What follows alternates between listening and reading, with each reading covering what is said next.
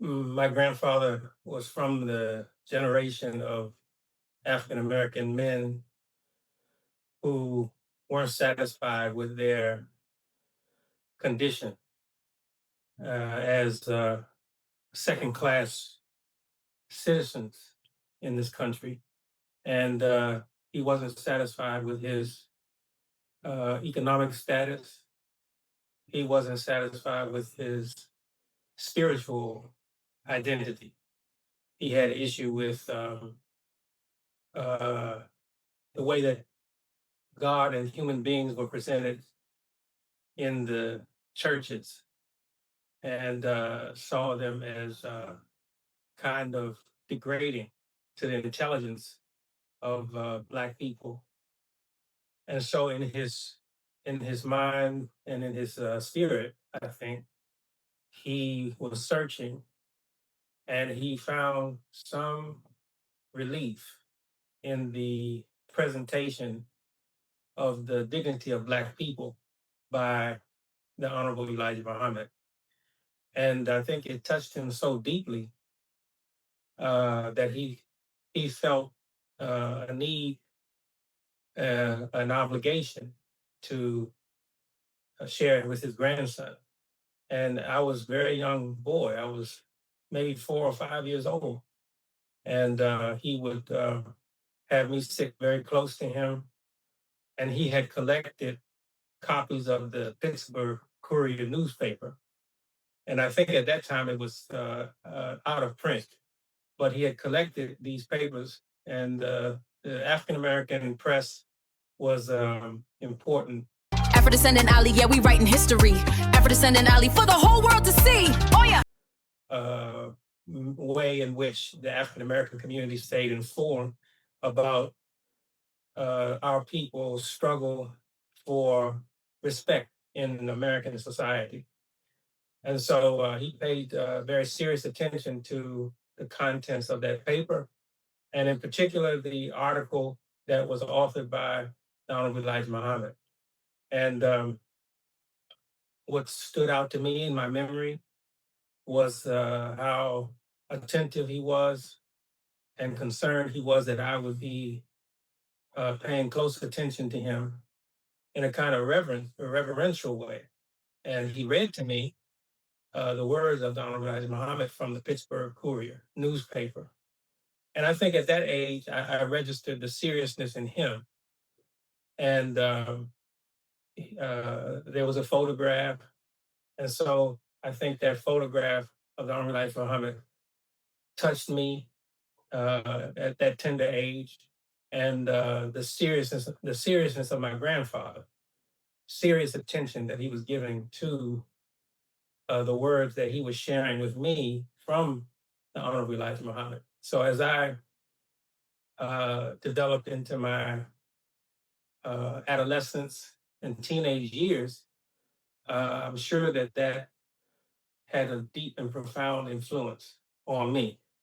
And when I begin to really reflect on the reality of the African American people in America, historically, and in other facets, that influence from my grandfather introducing to me the Honorable Elijah Muhammad shaped me in some very important ways.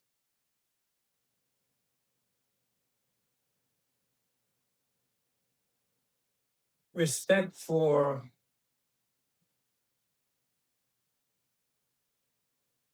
what drives all human beings to present themselves in a dignified way and to have earned recognition from other communities of human beings. The Honorable Elijah Muhammad, coming from the South of these United States of America during the period just following emancipation from slavery, Jim Crow, and just the degradation of Black people. The Honorable Elijah Muhammad coming from that condition and establishing himself upon an independent view of his worth, separate from the presentation of the worth of Black people in America, distinct from that, and even refusing to accept that characterization to the point where everything about the white world and the presentation of Black people by these United States of America in its public disposition and language, he rejected it and built an identity upon that rejection and embraced an idea of faith that spoke to a past excellence and a singular pathway of contribution to the advance of mankind in the character of Islamic civilization.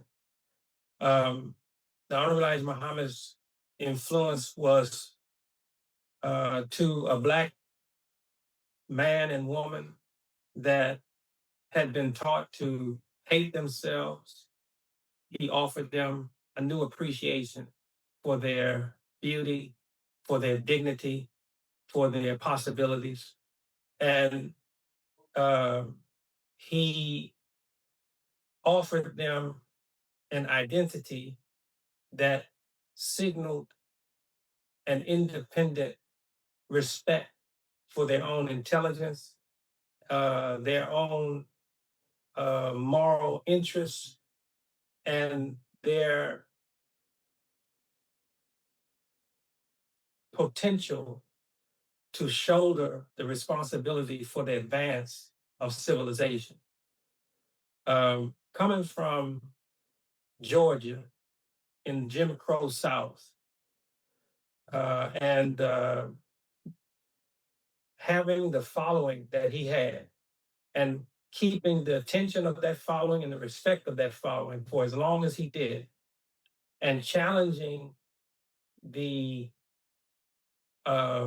influence of perhaps the most powerful society in the history of human beings on this earth, and doing it in such a way that that society refused to really engage him for fear that if they engaged him directly, that they would lose that engagement.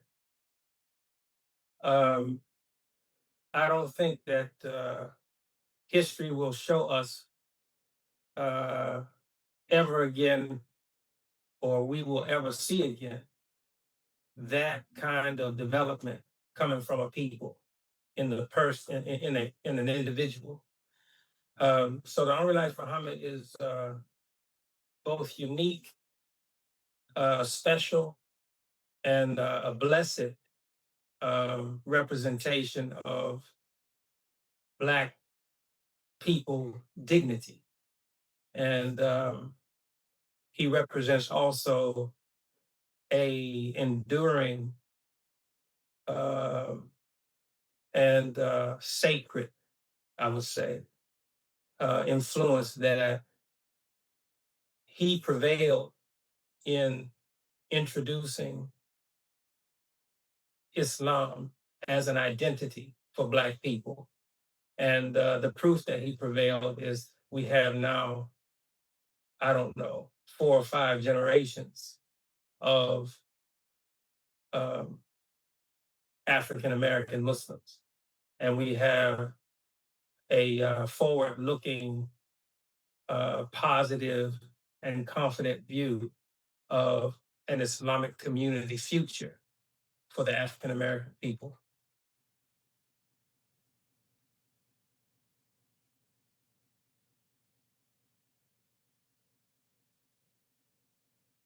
Well, certainly what is well known in the community of the Temple of Islam, the Nation of Islam, in the earliest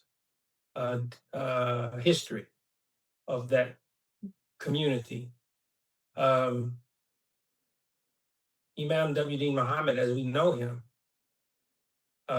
he was shaped by the understanding that he had been named by the Honorable Elijah Muhammad's teacher, Mr. W.D. Farad, and that Mr. Farad had given or had asked that he be given that name, W.D. or Wallace D. And he was reminded by his siblings that he was having a serious importance to that community and in particular to his father as a helper in the work of building the Nation of Islam. So that certainly formed him and shaped him. I think too, he has said that in his own spirit, in his own mind, that he began to question the Nation of Islam theology, if we can put it like that. And he wasn't necessarily coming from the specific teachings of the Holy Quran, but in his own spirit, in his own mind, he began to question the divinity of Mr. Farad as it was presented in the Nation of Islam teaching. And that period where he began to question shapes his interest in serving the body of the Nation of Islam. When he perceived that there was trouble for the Nation of Islam, he recalled and drew upon that which he understood he had been influenced to do in preparation for leadership. And those conditions presented in him an opportunity to search the resources and the sources of Islamic identity to find answers as an obligation to serve as a helper to the Honorable Elijah Muhammad and to the following in the Temple of Islam. So I don't think there was ever a time, at least in Imam W.D. Muhammad's description of his relationship with his father, that he wasn't perceiving himself as being of a serious assistance to the security of the community for its future and for its intended purpose. Of course, there were concerns that also shaped him, but in preparation for that responsibility to kind of continue in a second phase of leadership for the Nation of Islam following.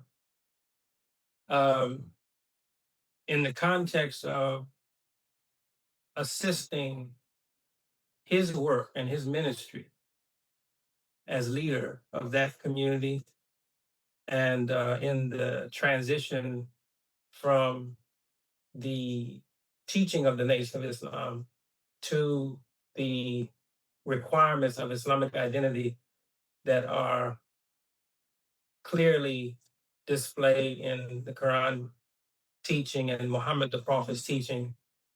Um, Imam W.D. Muhammad sought an assistant, a helper for that work.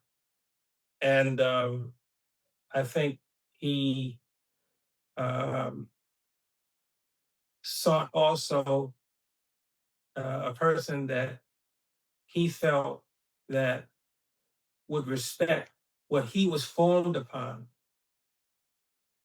in terms of the influence of the Nation of Islam and the influence of his father, would hold true to service to that community and the purpose for which it was originated, but also um, be strict in compliance and obedience to what he had been shown as what should be the proper direction for the community continuing in its journey to full Islamic identity and acceptance of responsibility to build Islamic life. And the way he characterized that to me was he said to me that he thought of me as being a combination of his father and him. And I have come to the conclusion that what he meant by that was that the same kind of sensitivities that he was formed upon to advance the life of Muslim community and Islamic identity as it was influenced in him, that there would be a necessity after his physical life to continue and to have a kind of tenacity and strict loyalty to that particular path and the language and understanding that was associated with that. And he influenced me to believe of myself that I was to work in that capacity.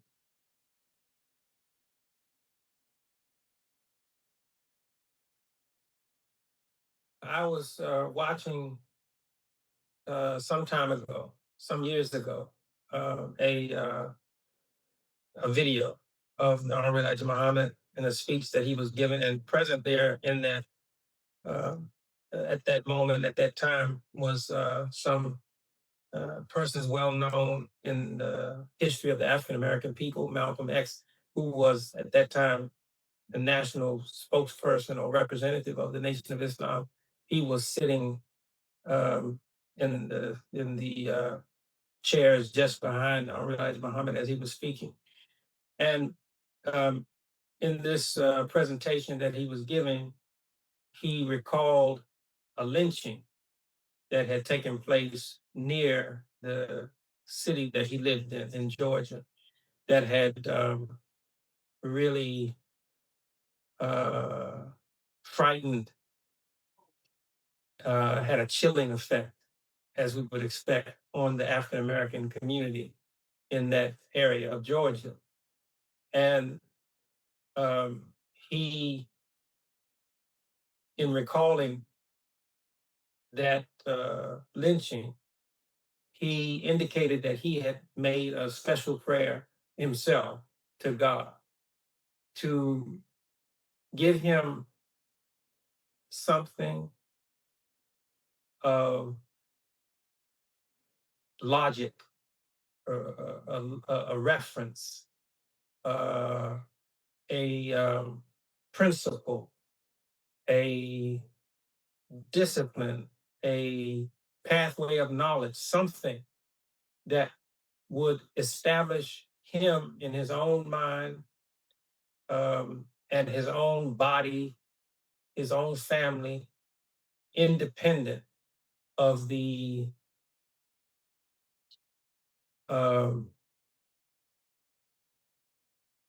hurt and trouble cause for the African American people by America and the white world.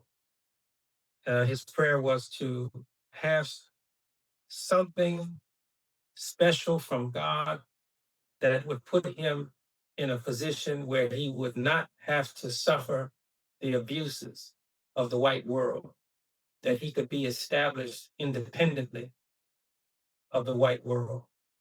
And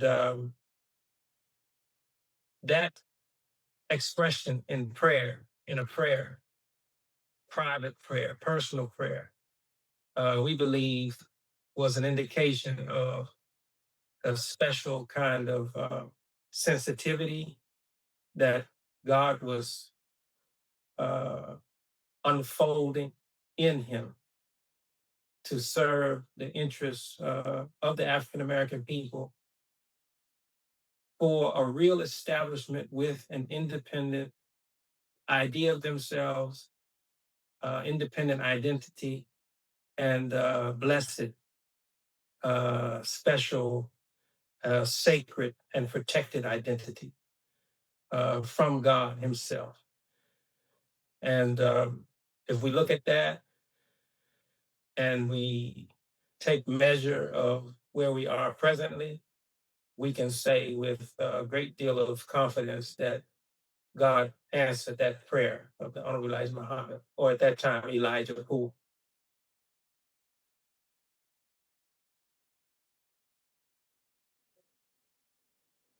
He has a singular importance. If we can somehow quantify the reach and influence and authority of American society in the world presently and also historically, and in particular, the way in which the picture that America presented of the dignity of Black people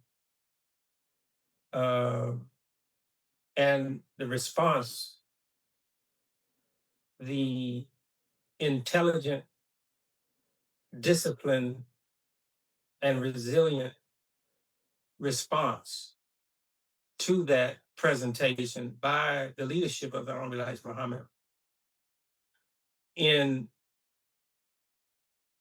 building up the argument that God's interest in the dignity of every human person can be arguably best displayed by the condition of the African American people and their history of prevailing over the plot to plunder and disrespect their dignity as a human creation. The Honorable Elijah Muhammad, his leadership proved to outlast and to prevail against that diabolical scheme. And in that path to prevail is also the story of the development of an Islamic language of community and an Islamic language of aspiration and an Islamic language of understanding that unlocked treasures in Islamic teaching that perhaps the Muslim world leadership itself had lost touch with. A connection to the liberating influence of Muhammad the Prophet himself, and attention to the message that comes from Islam that speaks to the dignity of the human individual. because of the Honorable Elijah Muhammad's influence and the development of that emphasis in Islamic understanding, we have now a community of faith that probably is closer to the excellence of Muhammad the Prophet's teaching than any other community of Muslims on the earth since the time of Muhammad himself. That can be only uh, um, uh, given to the Honorable Elijah Muhammad's influence and the leadership of his son, Imam W.D. Mohammed, in his determination to carry out what he was shaped to be as a assistant and helper to his father's interest to introduce a new life, a new identity for the African American people.